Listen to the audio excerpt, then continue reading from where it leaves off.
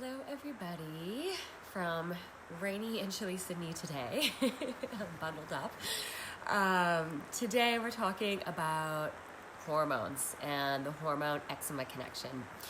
So we'll be chatting about the female cycle today, but if you are male and you're struggling with eczema, the hormone-eczema connection can be relevant to you in terms of not having an erection every morning, or if there's a lot of stress and then your cortisol is taking over your sex hormones. So that's definitely a thing, but I'll chat about that another time. Today I'm going to specifically be chatting about female hormones.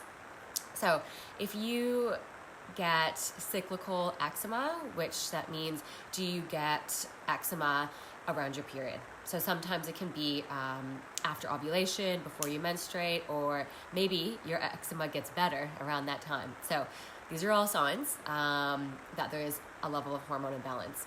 And then there's also the clear ones, which I've been talking about in some of the content, and that is if you have painful periods, and so that's pelvic pain, back pain, you're crippled in pain, you're popping anti-inflammatories, which will affect your gut, just to get by. And if you get breast tenderness and your boobs get really big and sore every month, if you get a crazy level of fatigue, and then also irritability is a big one.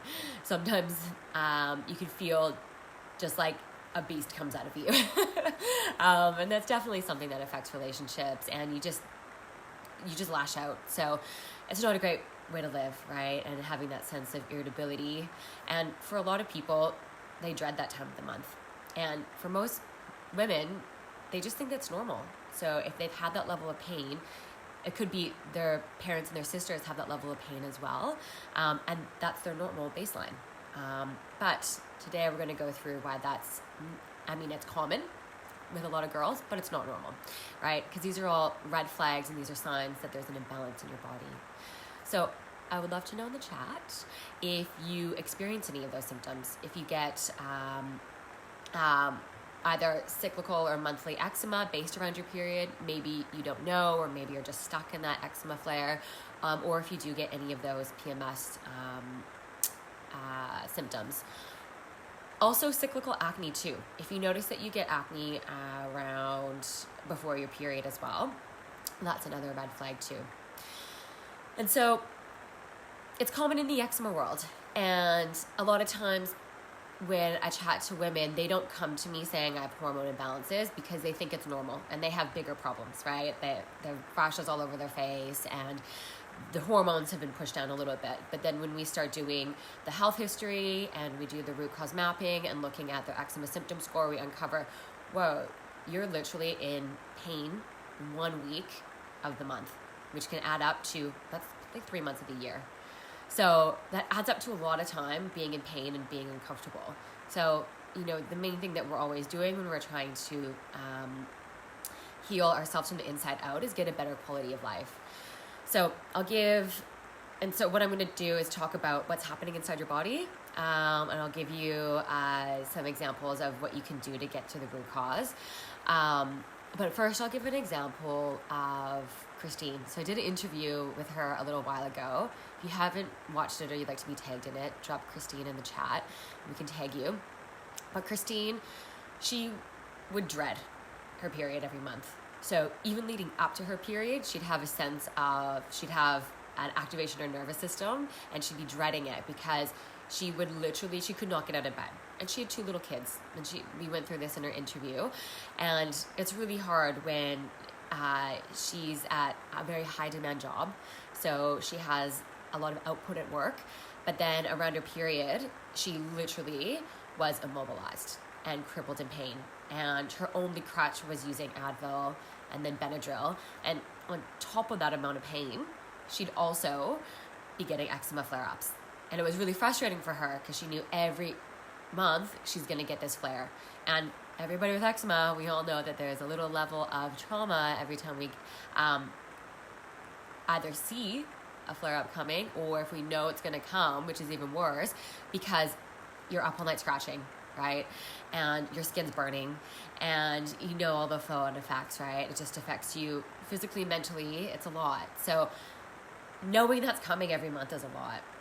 So for Christine, she literally had spent trying to heal her eczema, and she knew that this hormone picture was something that was in the background that needed to be dealt with, but she had spent upwards of $20,000 to $30,000 trying to find a solution. Doctors, diets, everything. So another example is Lauren. She started the program with so much eczema all over, and it was really hard for her. We're actually going to do an interview in the next coming weeks, and hormones were a big picture, but obviously the immediate thing was her skin. And so I snuck in some hormone support in her protocol, and when we caught up just a little while ago, she said this has been the first time she hasn't had painful periods in her whole life.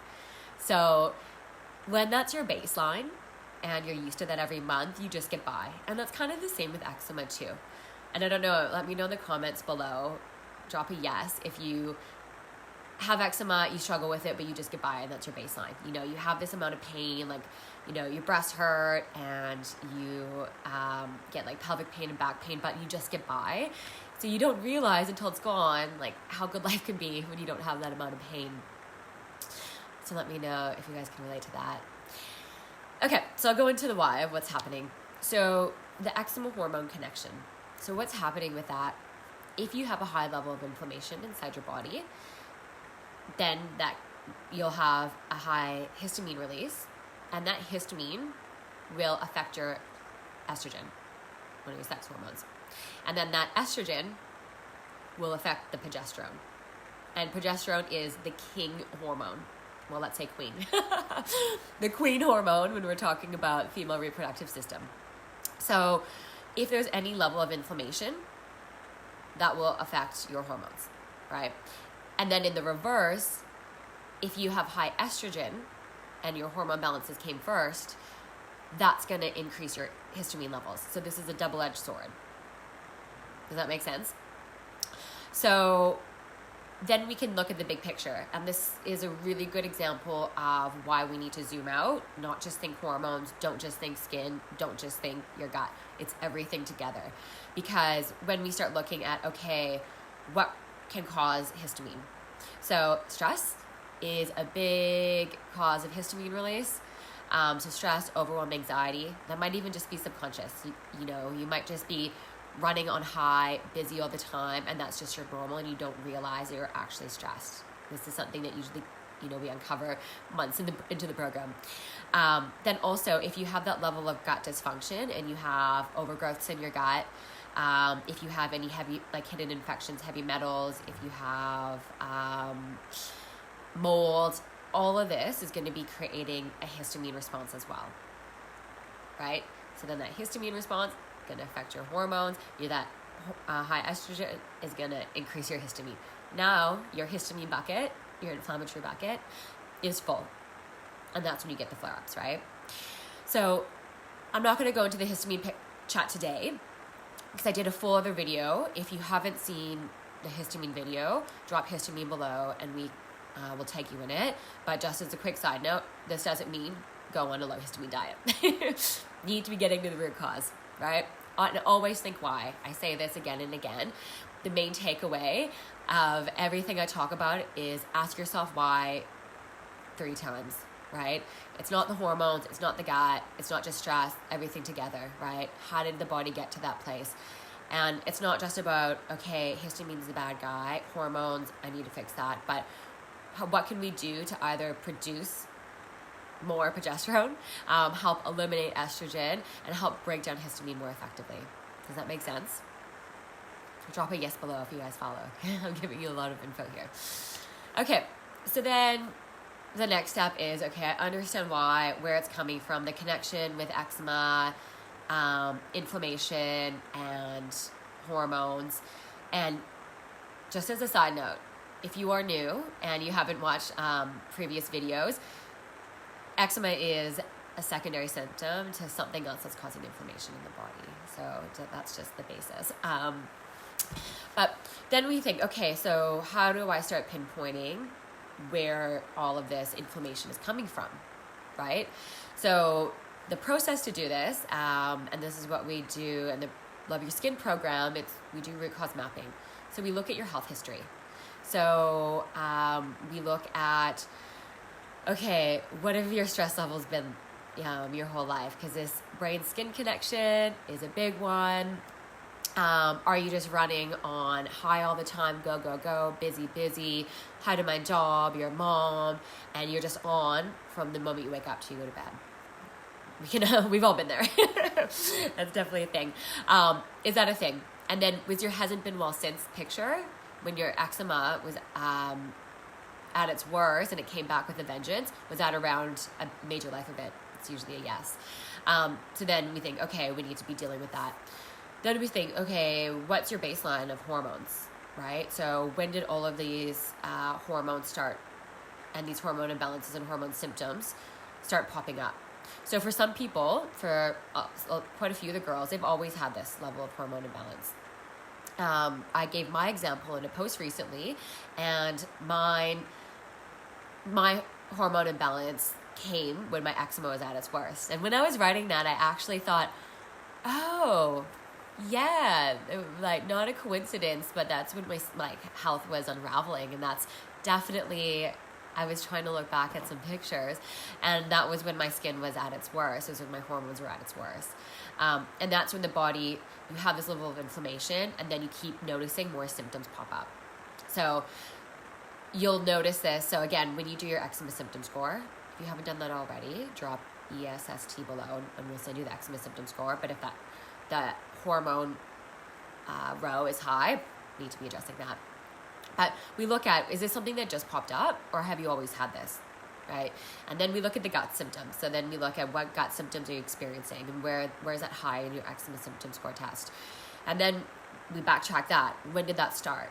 Because the high level of overgrowth in the gut is going to create histamine too, right? And then that's going to increase your the histamine in the body, and that's going to affect your hormones. And then also, if you're not opening your bowels once a day and you're more on the blocked up, constipated side, you're not eliminating, right? So if your body's trying to get rid of the excess estrogen, then and you aren't opening your bowels, it's going to get reabsorbed. And this is very, very common. So again, even with the hormone picture, we just need to be looking at the gut, looking at the big picture. And then also, yeah, we could do some further testing, and I always recommend getting your blood work done, and also it can be really good to get the GI map. Don't get the Viome one. I keep seeing a lot of people getting this done. Get a practitioner grade one. Spend the extra money, get real data. But this is going to tell you a lot. There's also other tests that you can do, like a Dutch test that is very comprehensive. It's a great test, but there's a lot more that you can do, and I usually get a lot of results by just doing our root cause mapping, doing symptom tracking, looking at the health history, looking at bloods, and then also looking at the GI map.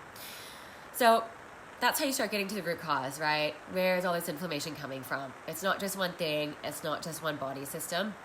And then from there, that's how you can start healing, right? How can I regulate my brain-skin connection and my nervous system, which we spoke about in another video? How can I start healing my gut, which we spoke about in another video?